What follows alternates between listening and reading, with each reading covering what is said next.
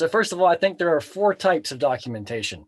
Just to give us a lay of the land, we have the documentation of our internal processes, whether they're for your team or client facing. This would be such things as how do you open the office or close the office? How do you submit timesheets and time entries?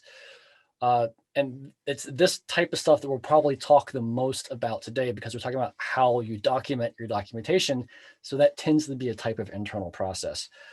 But there are other processes, other documentation types. There's your technical processes, how to solve technical issues, knowledge bases, wikis, etc. There's also your time entries. That's a type of documentation. It's your audit log of what you actually did.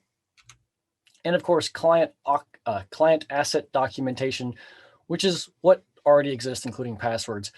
We'll touch a little bit on this today, but if you're interested in client asset documentation, our YouTube channel at Eureka Process has last month's ITDUG presentation where we covered client asset documentation in great detail.